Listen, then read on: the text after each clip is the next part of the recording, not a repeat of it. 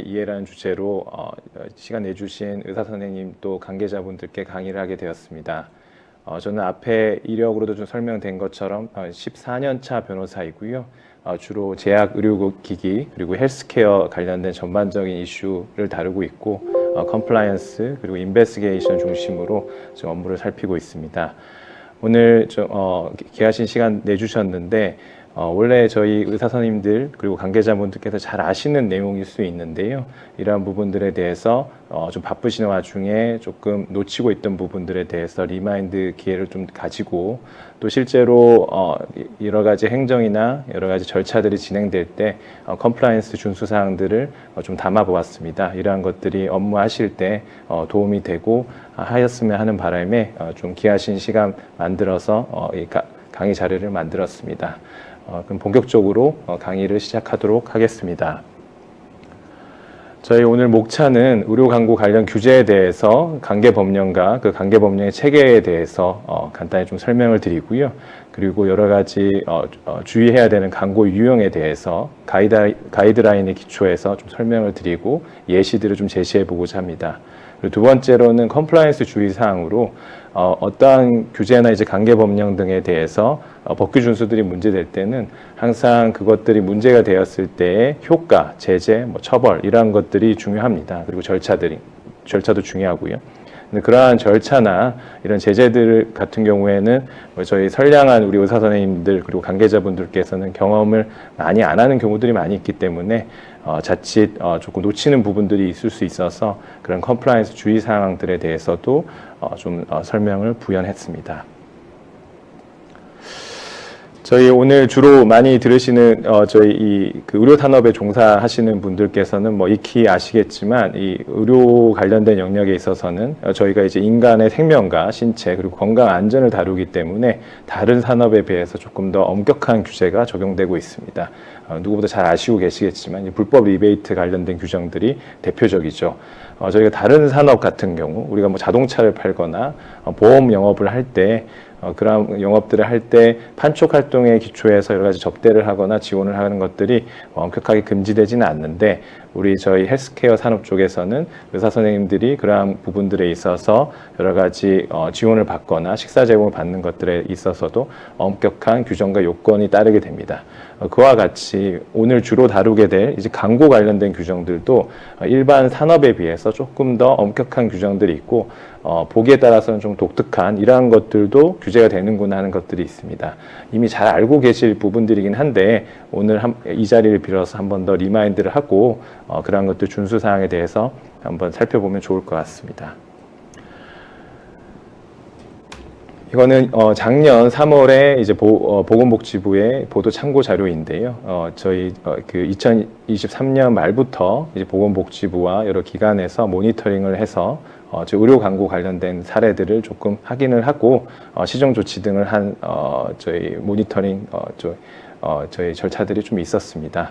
여기 보면 자발적인 후기를 가장한 치료 경험담, 비급여 치료 비용을 할인하거나 면제하는 내용에서 좀 거짓된 내용이나 가장된 내용들이 있다는 것들을 이제 블로그나 여러 매체 등을 통해서 게시된 것들을 좀 확인하고 그 관계법령에 따라서 시정 조치나 여러 가지 행정 처분 이러한 것들을 했던 사례가 있습니다. 최근에 들어와서 이 의료 광고에 관련된 규정에 있어서 실제로 집행을 하거나 하는 경우들이 이제 점점 증가한다는 걸 좀 보여주는 것이라고 할 수 있겠습니다. 이 오른쪽에 부분들은 뒤에 이제 각각의 유형별로 또 상세하게 좀 설명드리겠지만 부작용 등 중요 정보를 조금 누락했다. 그리고 인증이나 상장 등 이용하는 부분에 있어서 조금 더 오해되는 표현들을 썼다. 이러한 이유들로 시정 조치 등 여러 가지 좀 개선을 공고하는 조치들이 이루어진 바가 있습니다. 이 관련된 오늘 주로 좀 다룰 부분들은 저희가 의사 선생님들이 여러 가지 지켜야 할 법들이 의료법에 많이 규정을 하고 있지만 오늘 좀 주로 다루는 건 이제 의료 광고와 관련된 규정입니다. 그래서 의료 광고와 관련돼서 규제는 의료법에 몇백 개가 넘는 규정들이 있는데 56조, 57조 딱 2개에서 정하고 있습니다. 그리고 대통령령의 시행령에서 보다 구체적으로 좀 정하고 있고요.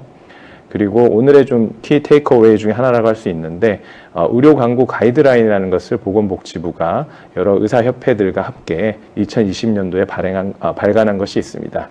구글링해서 의료 광고 가이드라인이라고 치면 다운로드를 받아볼 수 있는데 그것을 다운로드 받고 이제 숙지를 하면 오늘 진행된 내용들에 대해서도 다시 또 확인이 되고 그러한 걸 다운로드 받고 내부적으로 또 배포하고 하는 것들이 회사나 우리 병원이나 우리 의사 선생님들의 저희 관련된 컴플라이언스 노력 중에 하나로 반영이 되기 때문에 중요한 좀 의미가 있겠습니다.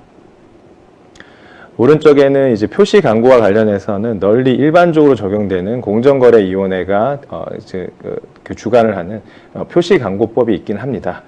근데 이제 이 표시 광고법이 있음에도 불구하고 특히 의료 광고인, 특히 의료인들이 하는 광고에 있어서는 보다 특수한 또 엄격한 규제가 필요하다고 해서 별도의 규정을 두고 있다 이렇게 보시면 될 것 같습니다.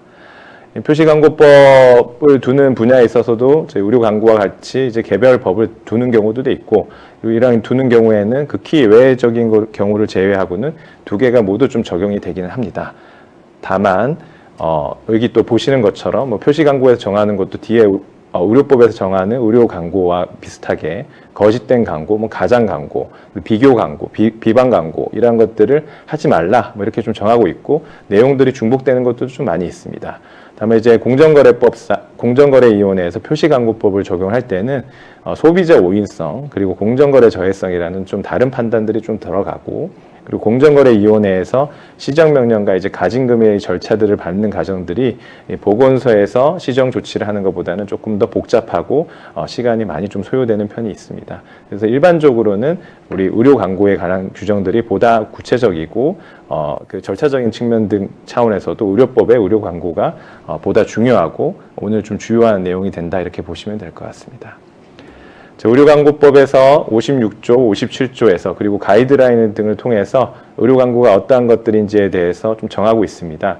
광고들은 너무 잘 알고 계시는 것처럼 뭐 신문이나 뭐 인터넷 매체, 뭐 블로그, 뭐 유튜브 등을 통해서 의료행위와 관련된 정보를 전달하는 널리 알리는 행위들, 이러한 것들이 광고의 개념에 들어갑니다. 뭐 예를 들어서 이제 불특정 다수에 대해서 접근이 가능한 것들은 광고이겠지만 저희가 그 의원을 운영함에 있어서 의원실에 뭐 두는 뭐 상장이나 좀 광고 자료들 같은 거 이런 것들은 이제 불특정 다수에 대한 것은 아니기 때문에 광고 개념에 좀 빠진다 이렇게 좀 보시면 될 것 같습니다. 일단 56조 1항은 오늘 뭐 많이 다룰 건 아니지만 기본적으로 의료기관 개설자, 의료기관의 장 또는 의료인이 아니면 의료행위와 관련된 정보를 광고할 수는 없다. 이러한 조항이 있고요. 56조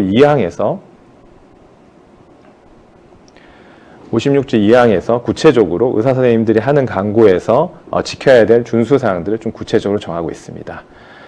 그 전에 57조에서는 이러한 광고를 함에 있어서 그 매체가 신문이나 인터넷 신문 그리고 이제 저희 10만 명 이상의 인터넷 매체 및 애플리케이션을 통해서 하는 광고들이 있는 경우에는 사전 심의를 받아야 한다는 규정이 있습니다.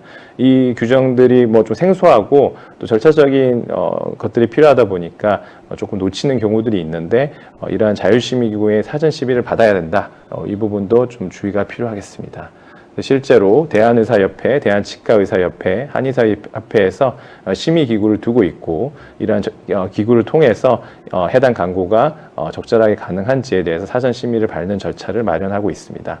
다른 준수사항에 비해서는 미심의 광고 부분은 실제로도 좀 누락하는 경우들도 있고 가벌성이 이렇게 높지 않기 때문에 1차 위반의 경우에는 이제 경고 조치 정도가 되고 다른 위반 사항 뒤에 설명드릴 것들은 실제로는 그 거짓 광고의 경우에는 뭐 2개월, 그다음에 이제 다른 거짓 광고 외에 다른 광고들 경우에는 뭐 1개월, 그리고 이제 처분 그런 횟수들이 증가함에 따라서 횟수들이 좀 달라지는 그러한 제재 처분들을 정하고 있습니다. 자, 오늘 좀 본격적으로 이제 의료 광고에서 그러면 어떠한 내용들을 금지하고 있냐, 뭐 이런 것들에 대해서 총 14개의 항목으로 의료인들이 의료 광고를 하면서 지켜야 할 것들을 정하고 있습니다. 11번이 미심의 광고로 앞에 설명드린 거라고 볼 수 있겠고요.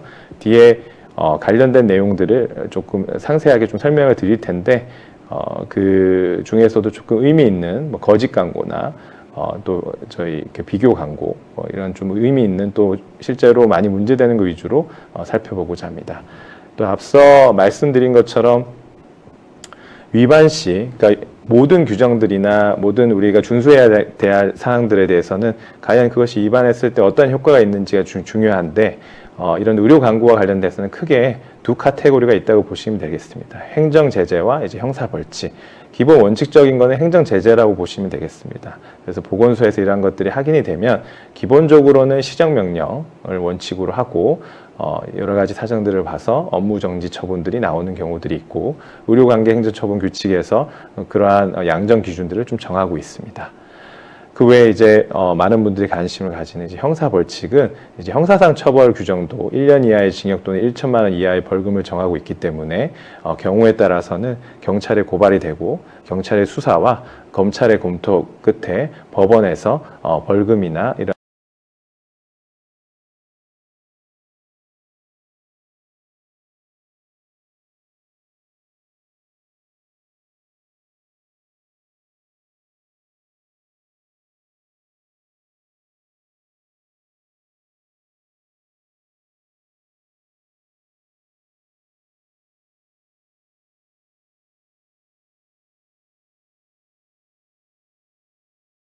많은 경우에 형사 벌칙들을 두고 있습니다. 개인정보법, 공정거래법, 또 여기 있는 의료 광고와 관련된 의료법, 리베이트 금지, 여러 가지 규정들에서 형사 규칙들을 정하고 있는데, 이게 외국의 사례에 비추어서는 굉장히 특이한 것이어서 한국에서는 이러한 레귤레토리 기본적인 것들에 있어서도 형사로 보는구나 하는 것으로 이제 외국인들께서는 좀 많이 놀라고도 하는 경우들이 있습니다.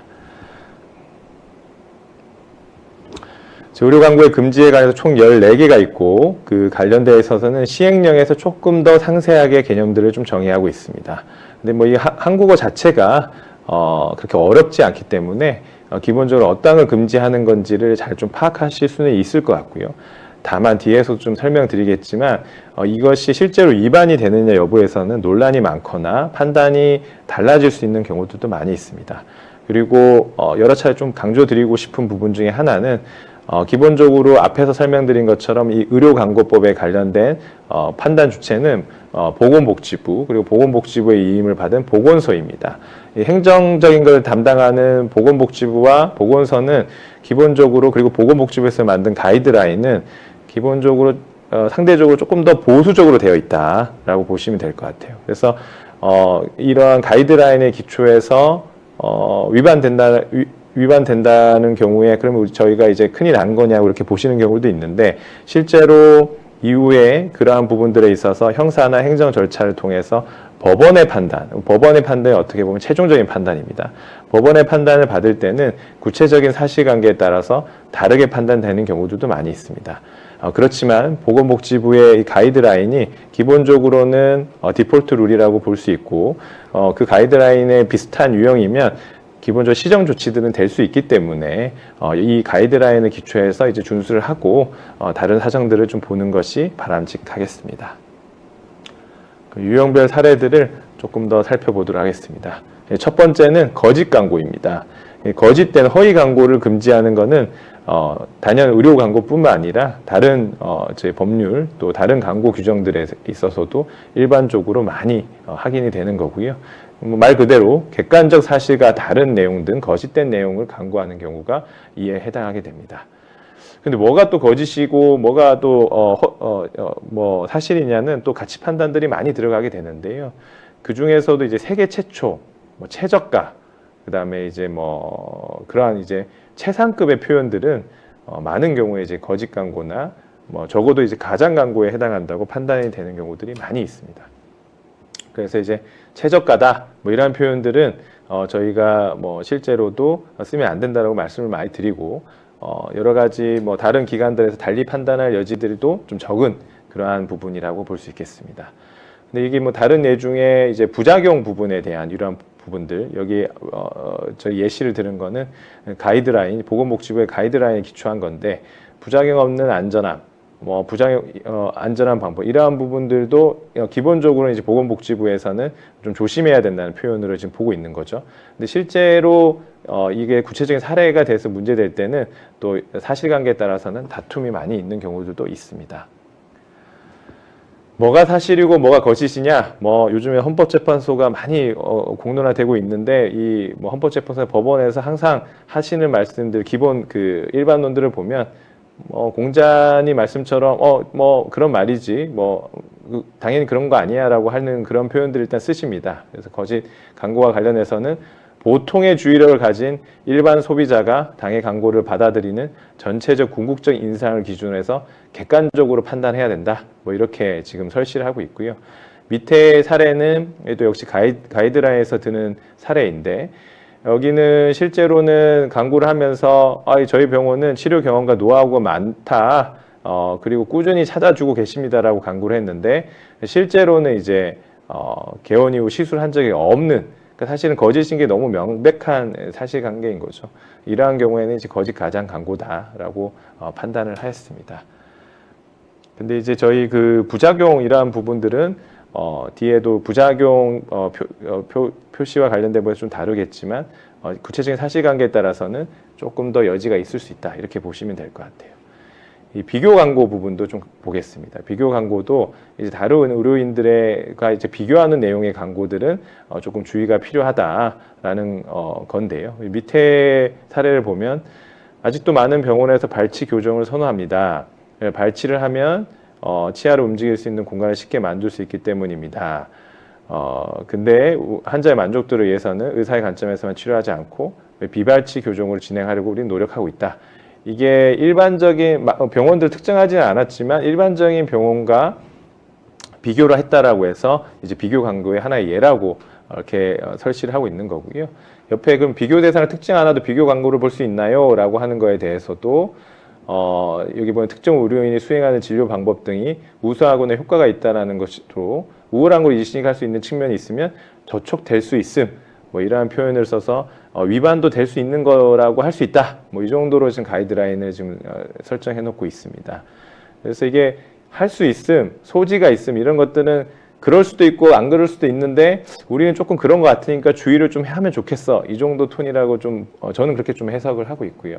그래서 이제 왼쪽에 있는 이러한 광고들이 있으면 시정명령이나 이제 행정조치들의 가능성은 있는데 실제로 이게 뭐 형사처벌이나 이런 것들이 문제될 때는 법원에서 여러 가지 구체적인 사실관계들을 많이 따져보고 판단을 할 가능성이 있습니다. 그리고 뒤에 저희가 설명드리겠지만 형사 절차 같은 경우에는 이제 고의나 관여 부분들도 있기 때문에 또 이게 실제로 가벌성이 있느냐, 그러니까 이게 처벌할 정도의 잘못이냐, 뭐 이런 것들을 또 보기 때문에 좀 다른 판단의 여지들은 있다. 하지만 기본적으로 이렇게 비교 광고, 다른 의료인들과의 기능이나 진료 방법 등에서 비교하는 광고들도 일단은 금지를 하고 있다라는 거 주의가 필요하겠습니다. 왜냐하면 이러한 것 우리가 잘하고 있다라는 거, 우리가 우수한 병의원이라는 것들을 당연히 광고하는 것이 일반적으로 가능한 거 아니라고 생각하기가 쉽거든요. 근데 그런 것들에서도 이런 규제가 있고 물론 여러 가지 여지가 있겠지만 문제가 될 수 있기 때문에 한 번 더 좀 생각을 해볼 필요가 있다. 이렇게 보시면 될 것 같습니다.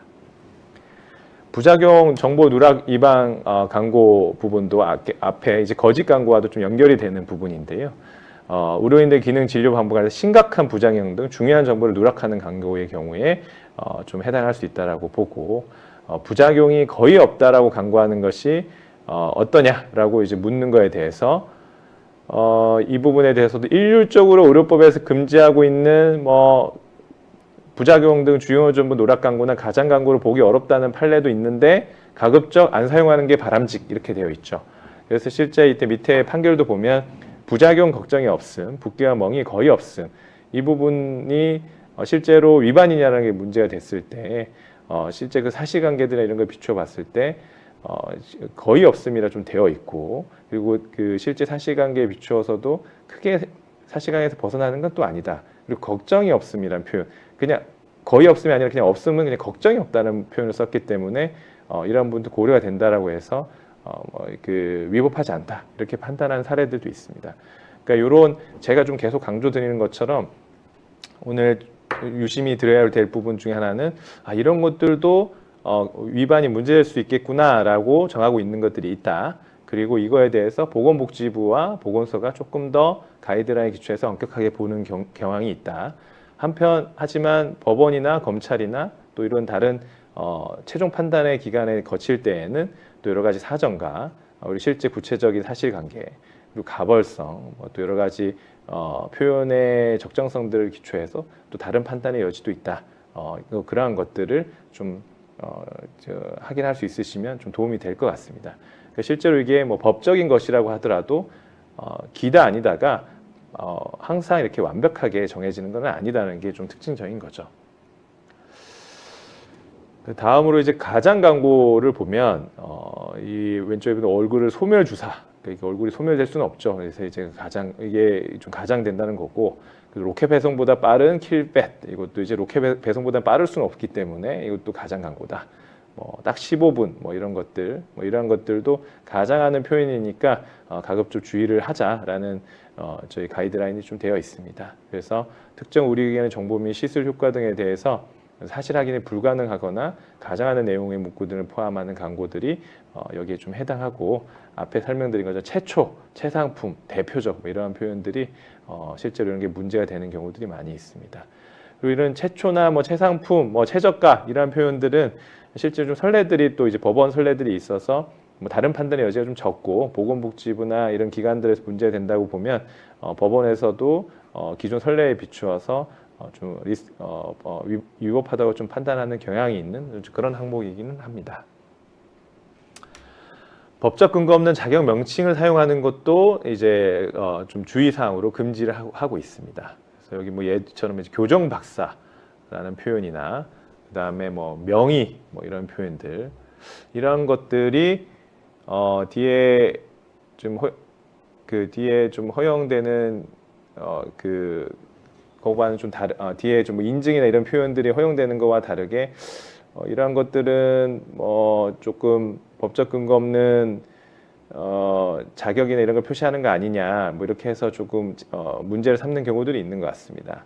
여기 보면 밑에 설명도 가이드라인의 설명인데, 법적 근거 없이 땡땡 박사 등 문구를 사용하는 것은 법적 근거 없는 자격이나 명칭을 표방하는 광고에 해당할 소지가 있다. 이게 소지가 있다라는 표현을 많이 쓰는 경우도 있는데, 이게 길 수도 있고 아닐 수도 있는데 좀 따져봐야 되는데 길 수도 있으니 좀 주의를 하자, 뭐 이런 취지, 좀 길 가능성이 있다는 이런 취지라고 좀 보면 될 것 같고요.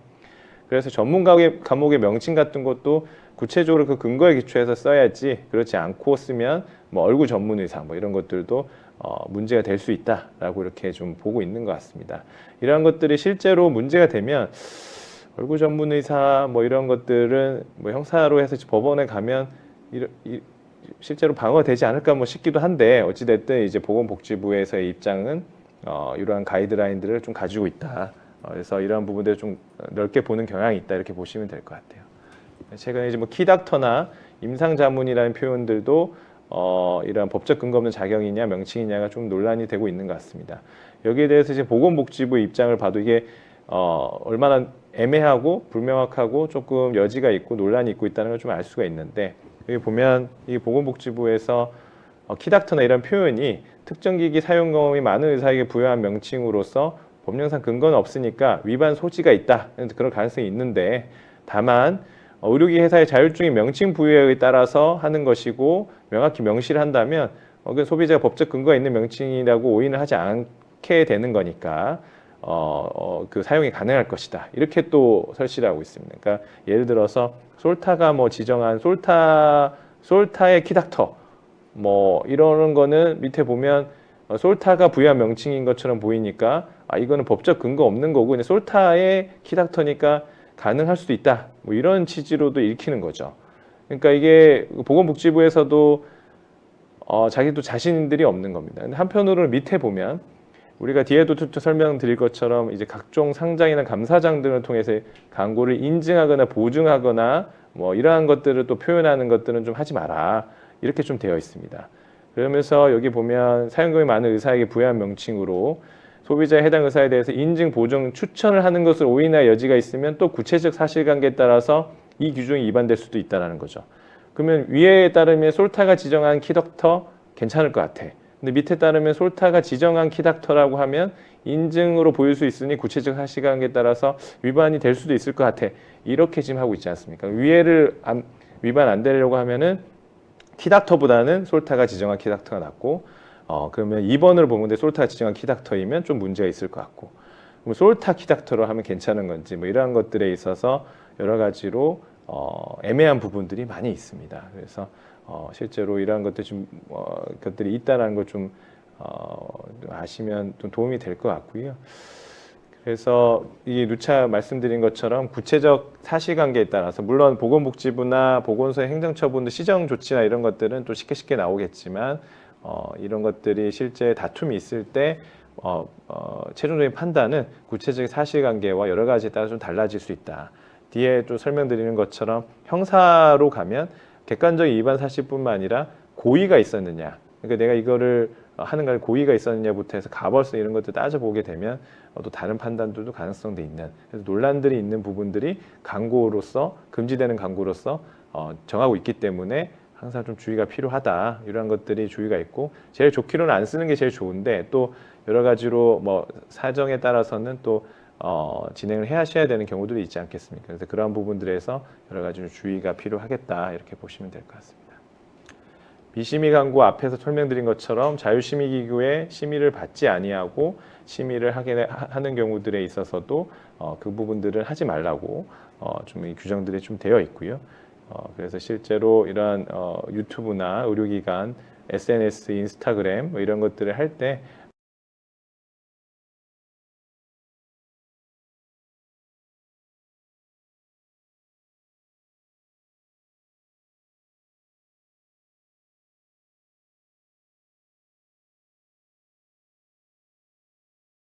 거짓 광고 부분은 좀 기본적으로 좀 여지가 많이 법원이나 이런 다른 절차에서도 여지가 조금 적다, 이렇게 좀 보시면 될 것 같습니다. 다음으로 이제 인증, 보증, 추천 광고를 좀 살펴보면 각종 상장이나 감사장 등을 이용해서 광고를 하거나 인증, 보증, 추천을 받았다는 내용을 사용하는 이러한 광고들의 경우에도 좀 허용되지 않는 좀 주의가 필요한 광고로서 정하고 있습니다. 그래서 예시를 드는 것들도 보면 이 상장이나 감사장 등을 이렇게 게시를 많이 하거나 그다음에 저희 그 인증, 보증, 추천을 받았다는 내용 부분들을 쓰면 이슈가 되는 경우들이 있습니다. 역시 뭐 이 부분도 경우에 따라서는 그 사실관계에 따라서 또 뭐 수료증이나 이런 건 좀 다를 수도 있고 구체적 사실관계에 따라서는 좀 달리 판단될 여지들이 꽤 있는 부분이기는 합니다. 어쨌든 이러한 것들도 금지를 하고 있다, 주의사항들을 정하고 있다, 이렇게 보시면 될 것 같습니다. 그래서 오늘 좀 이렇게 설명드린 것처럼 그 가이드라인이 보건복지부에서 발간된 게 있고 저희가 오늘 강의 외에도 그 보건복지부의 가이드라인을 다운로드 받아서 평소에 좀 일독을 해보시면 보건복지부에서 이러한 것들을 이렇게 해석을 하고 있구나. 그래서 제일 뭐 보수적으로 보고 안전하게 하는 측면에서는 보건복지부 가이드라인에서 이제 정하고 있는 것들은 전체적으로 안 하는 쪽으로 하는 게 제일 좋고요. 근데 이제 또 경우에 따라서는 또 모르고 할 수 있는 경우도 있고 경우에 따라서는 조금 애매하거나 불명확하거나 조금 유사 사례인지 달리 판단될 여지가 있는 경우들도 있기 때문에 그런 것들이 문제되었을 때는 각각의 절차에 따라서 주의사항들을 유념하면서 대응하는 것들이 의미가 있겠습니다. 거기에서는 이제 보건복지부가 인증하거나 이런 실제로 법에서 정하는 인증 부분들은 가능하다, 이렇게 좀 정하고 있기는 합니다. 이 앞에서 저희가 실제로 그 여러 가지 유형들을 살펴보면서 먼저 이제 의료광고법의 체계들을 좀 살펴보고 의료광고법에서 어떤 규정들을 정하고 있고 실제로 가이드라인을 통해서 보건복지부에서 어떠한 예시에 대해서 이거는 좀 주의가 필요하다라고 정하고 있는지를 좀 확인을 할 수가 있었고요. 그게 이제 설치된 내용처럼 그 보건복지부 보기에 따라서도 구체적 사실관계에 따라서 달리 판단될 여지가 있거나 하는 것들에 대해서는 그러한 또 설치들도 좀 하고 있습니다. 가급적 바람직한 것들, 그리고 실제로 문제가 되었을 때는 또 그 사실관계나 뭐 절차에 따른 좀 차이점들도 있다, 이러한 것들도 좀 확인할 수 있는 부분이라고 할 수 있겠습니다.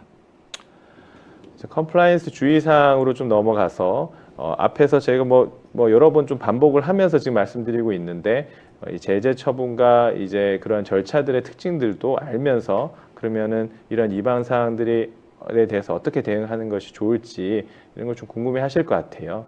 실제로 제일 좋기로는 광고를 안 하는 게 제일 좋죠. 광고를 안 하면 위반이 1도 없을 테니까요. 그리고 조금 하기에는 광고를 하지만 이런 그 가이드라인에 있는 것들을 좀 엄격하게 준수하면서 당연히 하는 것도 또 바람직하고요. 근데 한편으로는 조금 그런 것들을 실수로 놓치거나 열심히 노력했음에도 불구하고 조금 누락되는 것들이 있는 경우에는 또 그 실제적인 최종적인 법원의 판단이나 이런 거에 있어서는 구체적인 사실관계도 달라질 수 있기 때문에 절차적인 특징과 이런 것들을 이해를 하면서 하는 것들이 도움이 되겠습니다. 이제 컴플라이언스, 어찌됐든 이러한 것들을 준수를 잘하고 적어도 이러한 것들이 문제될 수 있다는 것을 유념하는 것들이 중요한 이유는 최근으로 올수록 여러 가지 내부 고발이나 고발들이 좀 증가하고 있는 추세이기 때문이기도 합니다. 이건 유독 저희가 이 의료 광고 분야뿐만 아니라 전체적으로 여러 가지 그 관계법령 위반에 대해서 신고들이 늘어나는 추세에 있다라고 보시면 되겠고요. 여러 가지 매체를 통해서도 고발들이 있는 경우도 있고, 또 여러 가지 그 법적 지식에 대한 또 이제 접근 권한들의 이런 기초에서 진행되는 경우도 있기 때문에 의사 선생님들께서 이제 의료 광고나 주의 사항들은 준수를 하는 것들이 많이 준수를 하고, 그다음에 이제 관련된 규정들을 유념하시고 하는 것들이 의미가 있다, 이렇게 보시면 될 것 같습니다. 그러면 제재와 절차에 대한 이해, 제가 좀 강조를 계속 앞에서 말씀드렸는데 그거를 행정과 형사로 나누어서 한번 조금 정리를 좀 해봤습니다. 앞에서 말씀드린 보건소의 시정 조치나 이런 정지 처분들 같은 경우들에 있어서는 이제 행정 절차인데요. 기본적으로 행정 절차는 무과실 책임이라 보시면 되겠습니다. 무과실 책임이라는 거는 위반 행위가 그냥 있으면 내가 좀 고의나 이런 것들이 없고 가실이 조금 없어도 위반 행위가 확인되면 제재 처분이 가능하다, 이렇게 보시면 될 것 같아요. 물론 그 판례에 따르면 위반자의 의무 혜택을 탓할 수 없는 정당한 사유가 있는데 특별한 사정이 있으면 좀 면책이 된다고 하고 있는데, 이 스레스홀드, 이 수준이 굉장히 좀 높습니다. 그래서 기본적으로는 시정 조치나 여러 가지 정지 처분 같은 제재 처분, 행정 제재 처분들은 무과실 책임의 기준으로 해서 이루어진다. 그러니까 의료 광고에 있어서 기본적으로 법에 위반된다는 광고가 확인이 되면 시종 명령이나 이런 중지 처분 같은 것, 업무 정지 처분 같은 것들이 가능하다, 이렇게 보시면 될 것 같아요. 이런 처분에 대해서도 다툴 수 있습니다. 물론 업무 정지 처분 같은 경우는 경우에 따라서 저희 그 병원의 운영이나 이런 것들에 있어서 타격이 클 수 있죠. 이 업무 정지 처분을 다툴 때는 법원으로 가져가야 되는데 법원의 행정소송 절차를, 이 행정처분이기 때문에 행정소송 절차를 거쳐서 다투게 되게 됩니다. 이 행정법원은 다시 또 1심, 2심, 3심, 대법원까지 3번의 재판을 거치게 되고요. 행정소송을 거치면서 실제로 이 적발된 이 업무 정지 처분을 받은 이 광고가 실제로 광고 관련된 의료법에 따라서 위반이 되는 거냐, 이러한 판단을 꼼꼼히 구체적인 사실관계에 따라서 받게 되게 됩니다. 앞에 여러 가지 그 판례 사안들도 이런 유관기관에서는 위반이다라고 판단을 했는데 이제 법원까지 가서는 구체적인 사실관계와 여러 가지 컴플라이언스 노력, 여러 가지 고려 사항들에 따라서 무죄나 무혐의, 그리고 이제 처분 대상이 아니다, 이러한 결정들이 나는 경우들도 있다, 이렇게 보시면 되겠습니다. 이 행정 절차는 이러한 절차를 거치는구나, 보건소가 바로 좀 명령을 할 수 있는 거구나, 보건소에서 이런 걸 할 때는 가실 여부를 따지지는 않는구나 라는 것이 좀 확인이 될 수 있는 부분이라고 하겠습니다. 형사 절차는 또 조금 다릅니다. 형사 절차는 우리가 형사 절차 같은 것들을 저희 요즘에 워낙 또 뉴스 등이나 이런 걸 통해서도 많이 볼 수 있죠. 형사 절차는 행정 절차와 다르게 고의가 요해지는 또 개인 책임입니다. 그래서 형사 범죄는 원칙적으로 고의범을 처벌하게 되어 있습니다. 즉 고의가 있고 관여가 있어야 그분의 잘못을 인정한다, 이렇게 보시면 될 것 같아요.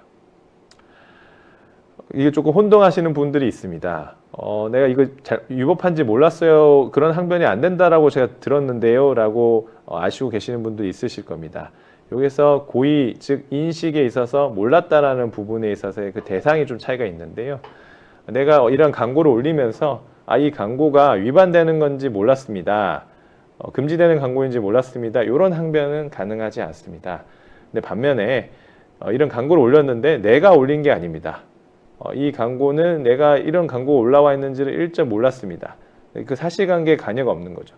그런 경우에 항변은 가능하다라고 보실 수 있겠습니다. 이 형사 책임은 가장 엄격한 책임이기 때문에 이러한 책임 문제에 있어서 고의들을 요구한다. 이게 모르는 사람한테 이렇게 처벌한다는 것은 적절하지 않다는 거죠. 다만 양벌 규정이라는 게 하나 있기는 합니다. 양벌 규정이 모든 의료뿐만 아니라 다른 규정들에서도 널리 있는 규정인데요. 이제 한번 읽어보면 법인의 대표자나 법인 또는 개인의 대리인, 사용인, 그 밖의 종업원이 그 법인 또는 개인의 업무에 관하여 위반 행위를 하면 그 행위자를 범하는 외에 그 법인 또는 개인에게도 벌금형을 가한다. 다만 위반 행위를 방지하기 위하여 해당 업무에 관하여 상당한 주의와 감독을 게을리하지 아니한 경우에는 그러하지 아니하다라고 이렇게 정하고 있습니다. 그러니까 이 취지는 고의가 없더라도 가실이어도 처벌할 수 있다는 겁니다. 이 경우는 기본적으로 우리 의사 선생님께서 광고 같은 경우들을 직접 올리진 않았지만 어떤 다른 직원이나 이런 사람을 통해 가지고 진행을 했고 그 과정에서 성간주의 의무가 없다 이러면 가실 책임, 내가 그런 걸 몰랐지만 가실 책임을 물을 여지도 있다. 이게 이제 양벌 규정이라고 보시면 되겠습니다. 그래서 원칙적으로는 고의가 있어야 된다는 게 핵심이고요. 그리고 양벌 규정이 혹시 적용이 되게 되면 가실 책임, 즉 성간주의 의무를 다 했냐 이러한 판단들을 받게 됩니다. 이 성간주의 의무의 수준은 뒤에 좀 소개를 드릴 테지만 조금 높은 편인데 그럼에도 불구하고 이 성간주의 의무를 위해서 하는 노력들이 이러한 책임 문제들에 있어서 불이타, 그러니까 이러한 자기도 모르게 자기가 책임을 질 수 있는 부분들을 좀 피할 수 있는 부분이기 때문에 유념하면 의미가 있겠습니다. 그럼 이런 형사 절차로 진행이 되는 경우들이 있는데 의료 광고에 관련해서 예를 들어서 어떤 민원인이 직접 경찰이나 검찰에 이 사건들을 고발하는 경우들이 그런 것들이 있을 수 있고 형사 고발을 하는 경우 그리고 보건소가 보기에 따라서 시정 조치나 이러한 것들이 미흡하거나 반복적일 경우에 이제 보건소에서 이제 고발하는 이러한 경우들이 있습니다. 그래서 이러한 절차적에 대한 것들이 웬만한 분들은 다 이해를 하고 계신데 또 경우에 따라서는 이제 보건소의 절차만 있는 거 아니냐 이렇게 오해하시는 부분들도 있어서 뒤에 절차들을 잘 모르시는 경우가 있는데 이렇게 고발에 따라서 경찰의 수사가 시작될 수 있다. 이런 것들 좀 유념이 필요하고요. 그리고 예전에는 그러지 않았지만 현재 실무들은 정보 공개 청구를 통해서 고발장의 확인이 가능합니다. 그러니까 이러한 요즘에는 다 전산화가 돼 있어서 혹시나 이제 고발이 되고 수사 의뢰가 되면 문자가 오거나 또 연락들을 바로 받을 수 있는데요. 이 정보 공개 청구를 그 인터넷 사이트 등을 통해서 하면 고발장의 확인이 가능한데 이 고발장을 통해서 내가 어떠한 잘못으로 지금 문제가 고발됐는지를 확인할 수 있습니다. 이거는 이제 그 피의자의 방어권을 보장하는 차원에서의 제도라고 보시면 될 것 같습니다. 그리고 요즘에 그 공수처 이런 얘기들도 많이 나오면서 수사 절차에 대한 이해도가 많이 우리 국민들께서도 많이 올라가셨는데요. 한 3, 4년 전에 수사권 조정이 되면서 많은 좀 실무적인 변화들이 있었습니다.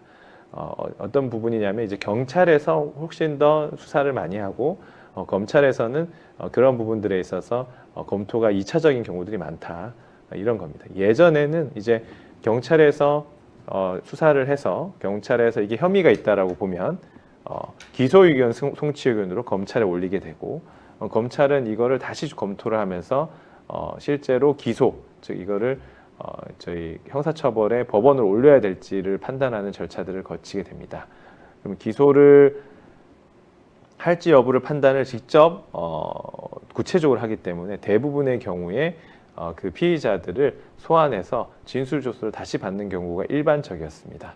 근데 최근에 이제 수사권 조정이 되면서 경찰이 일단 직접적인 수사의 책임을 지게 되었고, 그래서 기본적으로 검찰의 이런 기소 의견으로 송치를 하게 되면 검찰은 그 기록만 보고 특별하게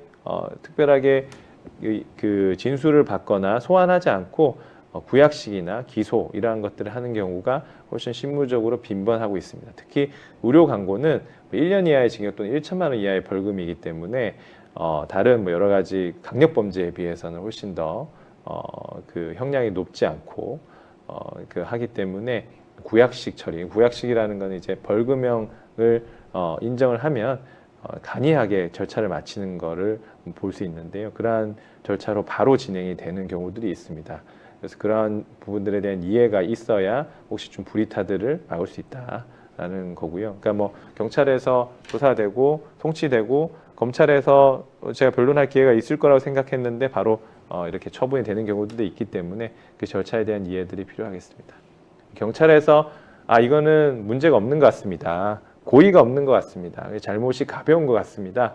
뭐 이렇게 인정을 해서 불송치 결정을 하면 기본적으로는 검찰에서 검토를 하고 특별한 문제가 없으면 기록 반환이라는 절차를 거쳐서 경찰에 기록을 내리면 종결을 하게 됩니다. 형사 부분은 실제로 이러한 의료 광고 부분들이 잘 문제가 안 되시다가 문제가 되면 이런 절차적인 부분들에 익숙치 않기 때문에 처음에 좀 당황을 많이 하시는데, 행정적인 절차는 이러한 특징이 있고 형사 부분들은 특히 이제 고의범을 요구하고 수사 절차의 여러 가지 특징들을 이해를 하시면 당황하지 않고 좀 대응을 잘 하실 수 있고, 실제로는 또 법원이나 검찰이나 이런 쪽에서는 또 구체적 사실관계에 따라서 보고서나 민원인과 다른 판단을 하는 가능성도 있기 때문에 그러한 부분들에 대해서 유념하고 대응하는 것들이 의미가 있겠습니다. 말씀드린 것처럼 형사 범죄로 되기 위해서는 그 법령 위반에 대한 행위와 관여가 필요하고 고의가 있어야 된다. 내가 그 위반 행위를 해야 되고 적어도 그리고 이것이 그런 위반 행위를 하고 있다는 자체에 대해서는 고의는 있어야 된다. 이게 기본이다라는 것을 말씀을 드렸고요.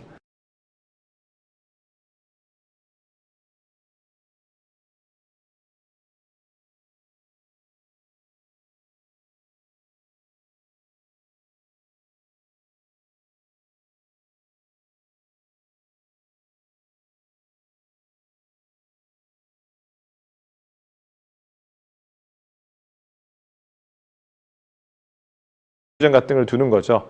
저희는 의료법뿐만 아니라 여러 가지 우리 의사 영업들을 함에 있어서 관계법령들을 준수를 해야 되고 이러한 부분들에 대해서 하는 규정들을 두고 있습니다. 그리고 직원들에 대해서 뭐 의료법 교육을 오늘처럼 이렇게 실시를 하면서 우리가 교육들을 하고 있습니다. 그리고 혹시 뭐 잘하고 있는지는 뭐 모니터링을 하면서 챙겨봅니다. 그리고 문제되는 것들이 발견되면 당연히 시정을 하고 재발이 안 되게끔 합니다. 뭐 이러한 것들이 기본적으로 선관주임으로서 요구되는 판례에서 적시하는 뭐 그러한 사항들이라 보면 될 것 같습니다. 이게 뭐 의료법뿐만 아니라 다른 법률 위반에서도 이 정도 수준들이 요구가 되는데요. 그러니까 규정이 있어야 되고 계속 그러한 교육을 해야 되고 잘 하고 있는지 모니터링을 해야 되고 뭐 조금 문제되는 게 있으면 시정을 해야 되고 이러한 것들이라고 볼 수 있죠. 하지만 저희 의사 선생님들이 운영하는 병의원이 뭐 법인도 아니고 큰 뭐 대기업도 아니고 이걸 어떻게 다 하시냐 이렇게 또 보실 수도 있을 것 같아요. 근데 실제로 이 선관주 의무 수준이 조금 높은 편이긴 한데 그러한 규모나 환경, 상황에 맞추어서 뭐 최선을 한다면 그러한 부분들에 대해서 당연히 문제가 될 때 우리가 이 범위 내에서 이러한 노력들을 기울였다는 것들이 의미가 있을 수 충분히 있습니다. 예를 들어서 오늘 같은 경우에도 이런 가이드라인들의 설명을 들면 가이드라인들을 다운로드 받은 다음에 회사 직원들한테 메일을 써서 이런 가이드라인들을 준수하는 게 중요하다고 합니다. 그래서 실제로 이런 업무들을 할 때 이것을 잘 살펴주시면 좋겠습니다. 이렇게 보내는 게 의미가 있을 거고요. 그리고 뒤에도 말씀드렸죠. 보건소에서 시정명령이나 이런 것들이 나오게 되면 즉각적으로 시정을 하는 것들도 의미가 있겠고, 윤리규정 같은 것들도 우리가 의사 선생님들께서 병의원을 운영할 때 회사 직원들이 지켜야 되는 뭐 취업규칙 뭐 이런 것도 있겠지만 윤리규정을 뭐 구글링해서나 이렇게 해서 좀 잘 찾아보셔서 이렇게 잘 반영을 해서 두고 하는 것들도 당연히 의미가 있기 때문에 그러한 것들을 하는 것들을 좀 고려를 해봐 주시면 좋을 것 같습니다. 실제로 양벌규정 면책 사례들이 이렇게 계속 있는데요. 요 사례가 조금 사안도 비슷하고 저희 의사님들께서 쉽게 좀 할 수 있는 범위이기 때문에 이것 때문에 반드시 면책이 끝까지 되지는 않는다 하더라도 혹시 될 수도 있고 또 안 된다고 하더라도 그 경우에서의 양정이나 여러 가지 사정들의 고려가 되기 때문에 검찰이 기소유예 처분을 하거나 뭐 법원이 선고유예 처분을 하거나 또 그럴 수도 있는 부분들이 있기 때문에 의미가 있겠고요. 할 수 있는 범위 내에서 최선을 다하는 것들이, 여기도 보시면은 윤리 강령이나 이런 것들을 이메일 공지를 했다. 그러니까 오늘도 이제 이걸 듣고 가이드라인을 다운받은 다음에 이메일로 공지를 해서 2CC로 우리 직원분들 넣어가지고 보내면 의미가 있는 거죠. 그다음에 뭐 우리 또 의원에 따라서는 수첩 같은 것들 만드실 수 있는데 그 수첩에 의료법 이런 걸 준수를 해야 됩니다라고 해서 그냥 한두 페이지짜리를 이렇게 앞에 붙이면 그것도 당연히 의미가 있겠죠. 그리고 뭐 좀 큰 규모의 의원이고 병원이다라고 하면 반드시 의료법뿐만 아니라 준법사약서 형태로서 이런 것들을 입사할 때나 이러한 것들을 받아놓고 하는 것들도 의미가 있겠죠. 그리고 이제 실제로 좀 위반 사항들이 모르는 경우에 그건 당연히 처벌이 안 되겠지만 이제 알게 되거나 할 때는 시정 요구를 하거나 시정을 하는 경우들 이러한 것들이 있으면 그러한 증거들이 100%다 갖춰지진 않더라도 그런 필수적으로도 있는 경우들에는 그런 것들이 항변들에 도움이 된다 이렇게 보시면 될 것 같습니다. 조금 더 나아가서 광고 대행 업체들이 이런 것들 많이 맡겨서 하는 경우들도 많이 계신 걸로 알고 있습니다. 그럼 광고 대행 업체의 그 직원에 대해서는 양벌 규정에 성간주의 의무가 미치느냐 이러한 부분들에 대해서 논란들이 있고 되게 조금 명확하지 않은 부분들이 있습니다. 왜냐하면 이제 제3자에 대해서 양벌 규정까지 적용을 하게 되면 그 범위가 굉장히 넓어지고 원래는 고의범만 처벌을 해야 되고 간여가 있어야 처벌을 할 수 있는 건데 범위가 불필요하게 가대 처벌이 될 수 있다는 이슈들이 있기 때문에 그러한 부분들에서 저는 뭐 기본적으로 부정적으로 보고 부정적으로 보는 견해들도 있고 구체적 사실관계에 따라서는 그러한 것들이 광고 대행 업체에 대해서도 될 수 있는 거 아니냐 이렇게 보는 분들도 계시고 하고 있습니다. 그럼 이걸 어떻게 해야 되냐라는 부분에 있어서도 당연히 그런 위반 행위들이 없게끔 하면 제일 좋죠. 그리고 성간주의무를 할 수 있다면 또 그것도 좋은 것 같습니다. 그 중에 또 하나 고려해 볼 수 있는 게 이제 광고 대행 업체의 계약서에서 관계법률 준수 조항들을 이렇게 넣는 것들도 유의미하겠죠. 우리가 광고 대행 계약서들도 저희도 검토를 좀 하고 샘플들을 보면 기본적인 내용들만 있고 관계법률 준수 조항들이 없는 경우들도 있습니다. 근데 이런 조항들을 하나 일반적일 수도 있지만 포함을 하면 그 자체로도 의미가 있다. 우리는 계약서상으로도 이러한 것들을 준수하게끔 요구를 했다는 측면에서 의미가 있는 거죠. 이걸 그러면 어떻게 작성해야 되냐고 또 물어보시거나 하실 수 있는데 워낙 요즘에 인터넷이 잘 되어 있기 때문에 샘플들을 많이 찾아보실 수 있고요. 요즘에 챗GPT에도 제가 오늘 이걸 준비를 하면서 관계법률 준수 관련 계약서에 포함된 조항을 좀 샘플을 부탁한다 하니까 쭉 적어주시고 그리고 나서 의료법 준수의 측면에서 조금 수정을 해주라 하니까 오른쪽처럼 이렇게 만들어 주셨습니다.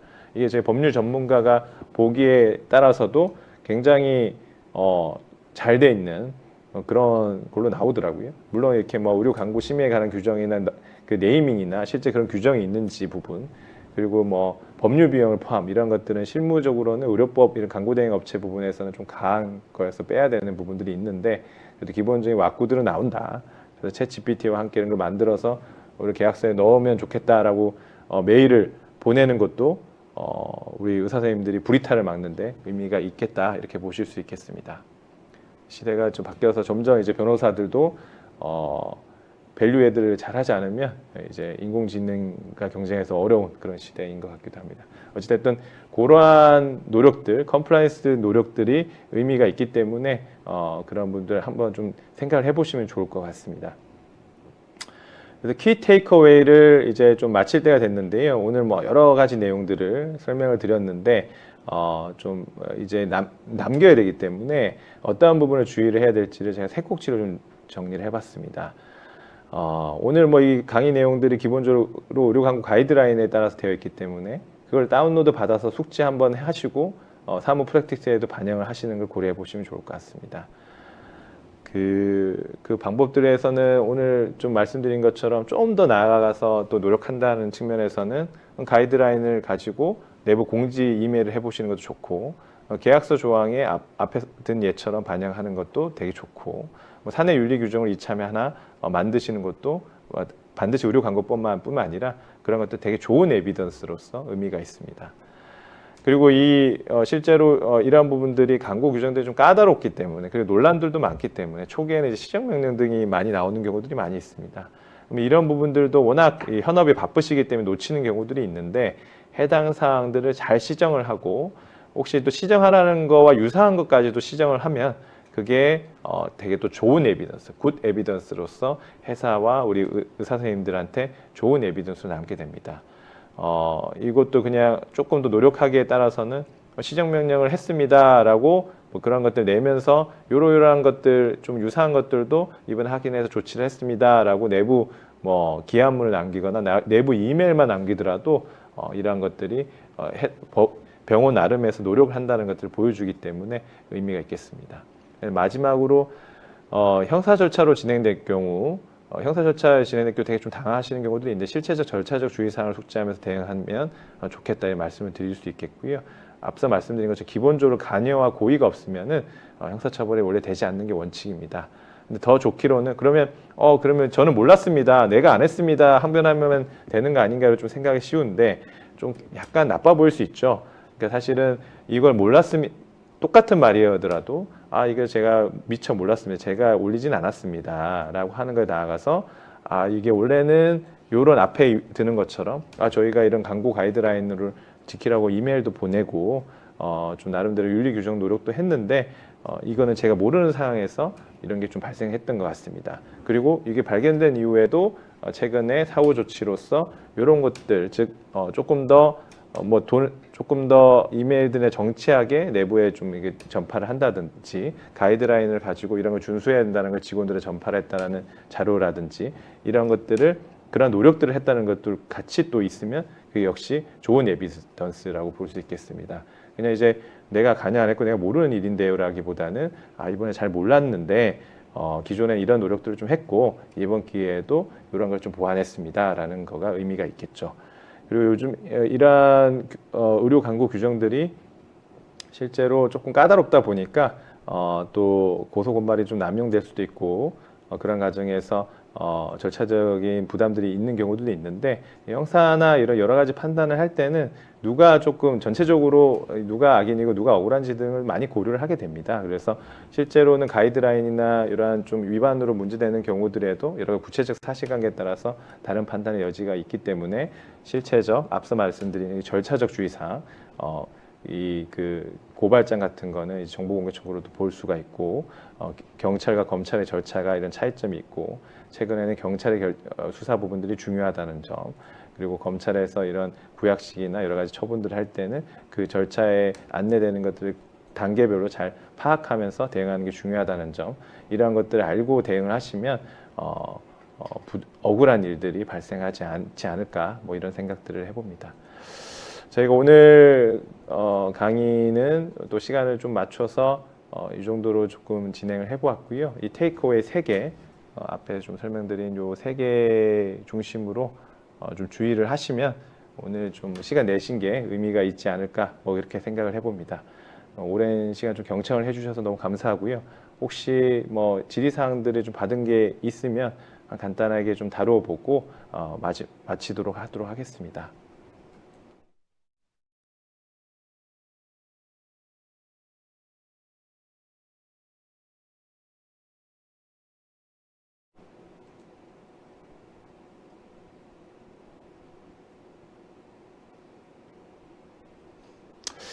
저희 뭐 물어주신 거는 인스타그램이 블로그에 게시되는 콘텐츠도 광고 심의를 받아야 한다는 것이 의견이 분분한데 실제로 콘텐츠 피드 콘텐츠 그리고 네이버 블로그에도 콘텐츠를 올리는 병원이 꽤 많은데요. 그러한 콘텐츠를 모두 사전 심의가 필요하게 될지 좀 궁금합니다라는 질의가 있었습니다.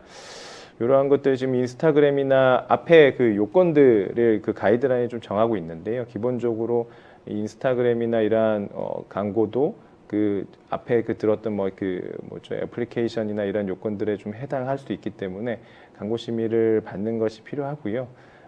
그러한 콘텐츠들을 콘텐츠를 만드실 때 그래서 대표적인 그 여러 그 광고들에 있어서 정형화된 형태를 가지고 사전 심의를 받으시는 경우들이 많이 있는 것 같습니다. 그리고 최근에 이 광고 심의 미심의 부분들을 이런 절차가 있는 것을 잘 모르셔서 전체적으로 또 보건복지나 이런 것들 필요하다라는 걸로 해서 공문들도 좀 나오고 해서 그러한 절차에 따라서 이제 진행을 해야 되는 경우들이 생기고 있습니다. 그래서 가이드라인 원칙적으로는 이게 필요한 부분들을 살펴보셔야 되고요.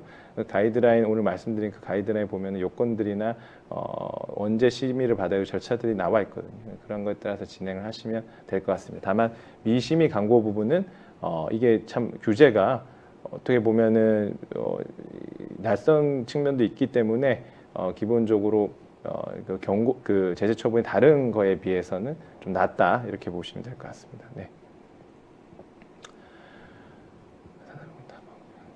병원을 광고할 때 피부는 피부과 전문의에게 상담하라는 문구도 타병원과 비교하는 문제에 해당하는 위법일까요?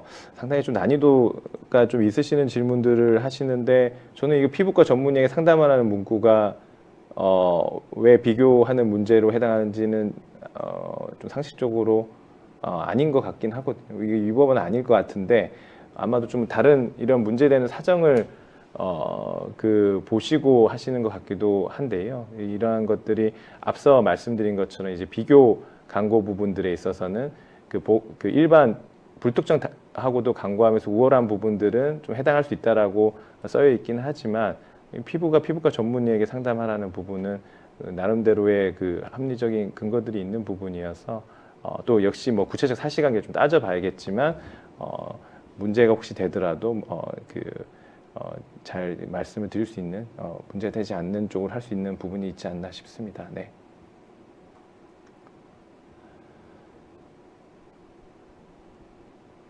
질환 건강 상식이 아닌 써마지에 대한 객관적인 사실만을 전달하는 내용의 블로그 포스팅도 의료 광고에 해당하니요. 아니면 정보 전달 목적의 포스팅으로 들어가나요?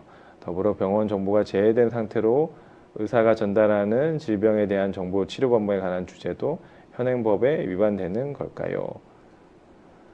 네.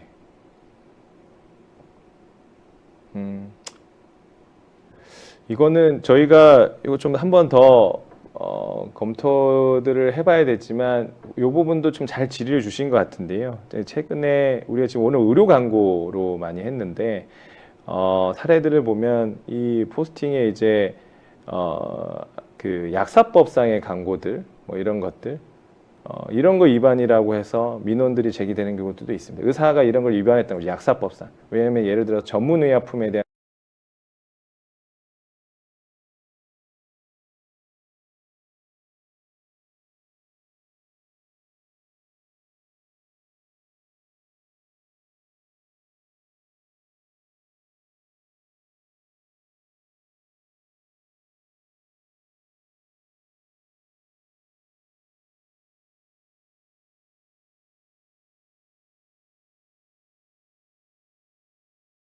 이제 약사법상으로도 혹시 이러한 것들을 놓쳤을 때 문제되는 삼는 경우들이 있어서 그런 부분도 좀 주의는 필요하고요.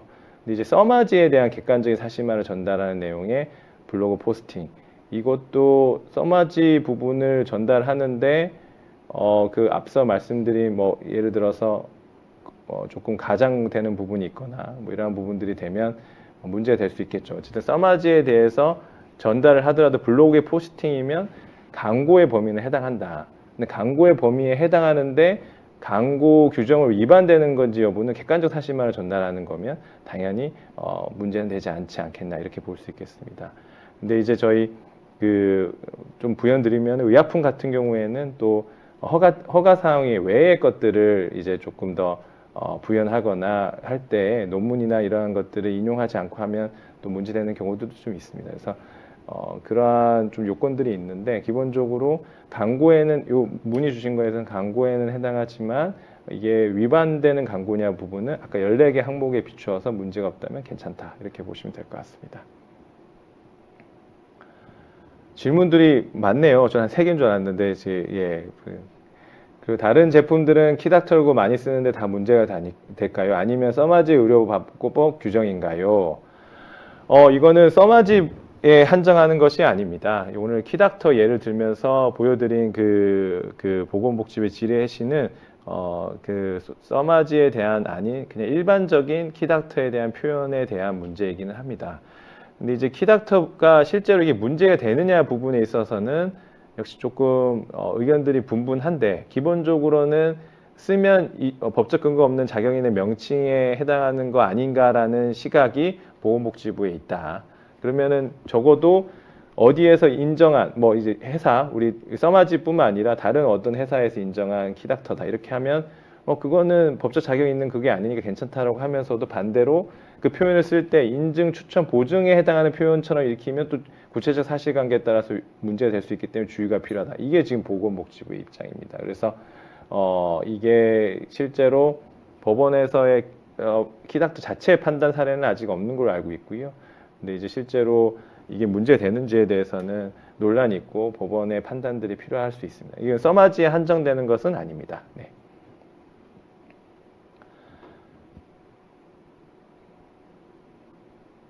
실제 자문인 경우 그래도 사용 가능한 명칭은 무엇이 있을까요? 제가 이런 부분들에 대해서는 의사 선생님들이 어떤 전문의 그런 자격과 그 전문의 그 표현 방식들이 있는지에 대한 좀 그게 좀 그 지식이 미천해서 예시를 받으면 조금 더 확인이 가능할 텐데, 그래도 저희 그 병원이나 또 이제 저희 의사들 사이에서 쓰여지는 그런 피부과 그 전문의나 이런 표현들 같은 경우는 가능하지 않을까 그런 생각이 있습니다. 네. 이거는 좀 예시들을 보고 검증을 받는 게 필요하겠고, 실제로는 그 심의를 받을 때 이러한 표현들을 올리면 그러한 것들에 대해서 그 자율심의기구에서 판단을 해서 괜찮다 또는 이제 좀 시정이 필요하다 이러한 의견들을 주시는 것 같습니다. 직접 시술을 받고 후기를 올리는 부분도 이 법인지 궁금합니다. 이거 제가 앞에 그 규정을 한번 다시 봐야겠지만 치료 경험담을 올리는 것들에 대해서도 문제되는 규정이 있긴 합니다. 이게 지금 근데 직접 수술을 받고 후기를 올리는 부분이 아마 환자가 이렇게 하는 거면, 환자의 경험담을 하는 거면 환자가 하는 거는 괜찮은데 환자의 경험담을 가지고 의사 선생님이 그걸 가지고 이용해서 하는 거는 체험담이나 이런 걸로 해서 문제가 될 수가 있습니다. 네. 역시 가이드라인을 한 번 더 확인해 보시면 좋겠는데 그 항목이 있습니다. 네. 마지막이네요. 네, 그 AI로 생성한 모델 이미지를 성형외과 광고에 사용하는 것은 의료광고법 위반 소지가 있을까요?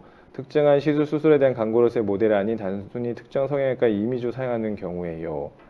AI로 생성한 모델 이미지를 의료광고법 위반 소지가 있을까요? 이거 좀 난도가 있는 질문인데 오늘 제가 그 AI를 활용하다 보니까 이런 질의를 주신 것 같습니다. 일단은 의료 광고와 관련된 규정에 있어서는 앞에서 규정한 우리 14개에 해당하지 않으면 위반은 아닙니다. 모델을 쓰는 광고들 많이 하는 경우들이 있는데요. 그러니까 그게 앞에 그 14개에 해당하지 않으면 괜찮다. 근데 이제 AI를 사용해서 하는 광고 이미지 부분에 있어서는 이 부분은 AI와 관련된 저작권 규정과 그리고 최근 AI 기본법도 통과가 됐습니다. 그래서 이게 AI로 생성된 이미지입니다. 이런 표시, 워터마크를 표시하거나 이런 준수사항들이 있습니다. 아직 AI 기본법에는 형사처벌 규정은 없어요. 근데 이제 다른 여러 가지 저작권법이나 이런 다른 법들에서 그런 것들에 대해서 규정들을 두고 있는데요. 그러니까 그런 법에 따라서 요건들을 준수하면 됩니다. 다만 의료광고법 위반 소지는 앞에 있는 14개의 항목에 해당하지 않으면 괜찮다. 이렇게 보시면 되겠습니다. 네, 질문, 네, 그 보건소에서 국민신문 약사 링크에 신고가 들어온 수시 시정 중에 있습니다. 시정한 후 혹시 다시 신고가 들어온다면 법적 조치를 받게 될 수 있나요?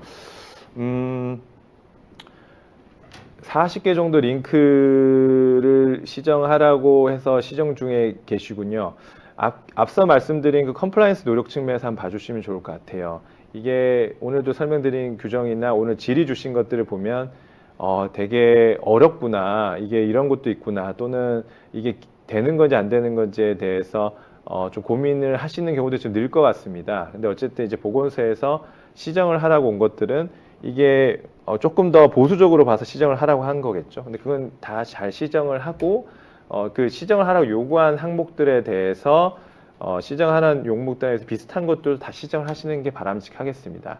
그리고 그 전에 혹시 잘못한 것이 뒤에 발견되는 것들은 좀 나은데, 이렇게 시정을 하고 나서 똑같은 걸로 또 문제가 돼서 시정 조치가 오게 되면 그때는 시정 조치가 아니라 다른 처분이 가능성이나 고발을 할 수도 있습니다. 고발을 하게 되면 또 형사 절차를 했을 때는 내가 잘 시정했고 한번 문제됐을 때 잘했습니다, 이러한 것들이 중요하거든요. 그래서 그런 절차들을 밟을 수 있기 때문에 이런 시정 조치가, 시정 명령들이 있으면 잘 그걸 준수를 하고 뭘 내가 좀 문제가 된 건지, 그 상장 같은 거를 그 인증을 받았습니다라고 올린 것들이 많이 문제인 거죠. 그럼 그런 것들을 앞으로 안 해야겠다는 주의사항들을 내부적으로 뿌리고 안 하게끔 하는 게 제일 중요하죠. 왜냐하면 똑같은 위반 사항들이 또 있으면은 그걸 좀 나쁘게 보는 경향들이 있거든요. 그래서 그런 주의들이 좀 필요할 수 있겠습니다. 네. 네, 질의를 8개나 주시고 굉장히 난도 높은 질의를 주셔서 너무 또 참여를 잘 해주시고 또 잘 경청해 주신 것 같아서 너무 감사합니다. 오늘 저희 질의도 보고 하면 오늘 그 들은 내용들이 기존에 아시는 내용들을 리마인드 하는 차원도 있지만 조금 이러한 부분도 준수를 해야겠다는 차원에서 좀 새롭게 아시는 부분도 있을 수 있는데요. 저희가 말씀드린 것처럼 그러한 컴플라이언스 노력 이게 뭐 별거 있는 게 아닙니다. 그래서 내부적으로도 가이드라인을 이제 한번 보시고 이런 것들 직원들의 숙제하라고 하면서 이거 중요하다고 합니다. 관계법률 준수하는 거 우리 의원에서 제일 중요합니다. 이런 메일들 하나만 쓰더라도 되게 그 의미가 있겠고요. 그리고 시정 조치가 있으면 바쁘다고 그냥 누락하지 않고 그걸 잘 시정하고 또 직원이나 광고 대행 업체에 이런 게 재발하지 않도록 했으면 좋겠습니다라고 레터나 공문들을 보내고 혹시 광고 대행 업체와의 계약서에 아까 그런 조항들이었으면 챗 GPT를 활용해서 그 조항들을 넣는 것도 좋겠고 이러한 노력들 조그마한 노력들을 더 하시면 충분히 불필요한 오해나 그리고 문제되는 사례들을 줄일 수 있지 않을까 그렇게 생각됩니다. 오늘 경청해 주셔서 너무 감사드립니다. 네. 또 현업도 충실하시면서 또 이러한 부분들도 살필 수 있으시다면 제 업무하시는 것에 있어서 불필요한 오해나 좀 불이탈도 막고 당황스러운 부분들을 좀 방지하는 데 도움이 되지 않을까 싶습니다. 감사합니다.